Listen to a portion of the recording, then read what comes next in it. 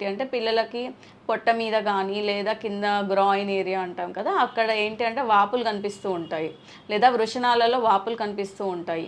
ఇవి రోజంతా కనబడవు, సాయంత్రం అయ్యేసరికి వాపులు రావడము, లేదా పిల్లలు ఆడుకున్న జంపింగ్ చేసి ఎగిరి దూకిన వాపులు రావడము, లేదు అని అంటే పొద్దునంతా బాగానే ఉంటారు, సాయంత్రం పడుకునే టైంకి వృషణాలలో వాపు రావడం ఇలాంటివి గమనిస్తూ ఉంటాము.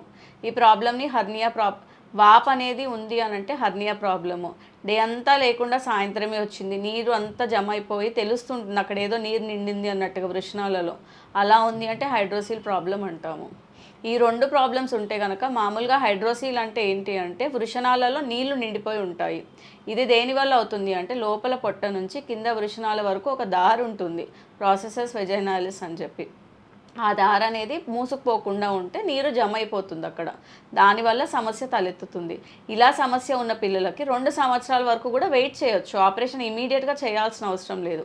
కాకపోతే 2 సంవత్సరాలు దాటాక కూడా ఇట్లాగే నీరు అనేది ఉంది, దాన్ని హైడ్రోసిల్ ప్రాబ్లం అంటాము. ఈ హైడ్రోసిల్ కనుక 2 సంవత్సరాలు దాటాక కూడా ఉంది అంటే మాత్రం సర్జరీ చేయాలి. ఇంకొకటి అట్లాగే హైడ్రోసిల్తో పాటు హర్నియా కూడా ఉంటుంది.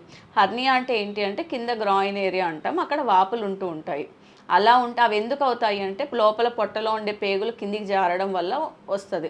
మామూలుగా అందరూ ఏమనుకుంటారు, హర్నియా అంటే పెద్దవాళ్ళలోనే ఉంటుంది అని అనుకుంటారు. అట్లా ఏమి ఉండదండి, చిన్నపిల్లల్లో కూడా హర్నియా ప్రాబ్లం రావచ్చు, ఇప్పుడే పుట్టిన పిల్లలకు కూడా హర్నియా రావచ్చు. కాకపోతే హర్నియా లోపలికి వెళ్తుందా లేదా, తగ్గుతుందా లేదా అనే దాన్ని బట్టి సర్జరీ అనేది మనం ప్లాన్ చేస్తాము. ఇప్పుడు మనకు లేటెస్ట్గా ఉన్న అనస్థీసియా టెక్నిక్స్ వల్ల ఇప్పుడే పుట్టిన పిల్లలకు కూడా ఆపరేషన్ చేయడానికి సకల సదుపాయాలు మన దగ్గర ఉన్నాయి. అండ్ ఆ సర్జరీ అనేది పీడియాట్రిక్ సర్జరీ డాక్టరే చేయాలి, ఇంకే డాక్టర్ చేయకూడదు ఆ సర్జరీని.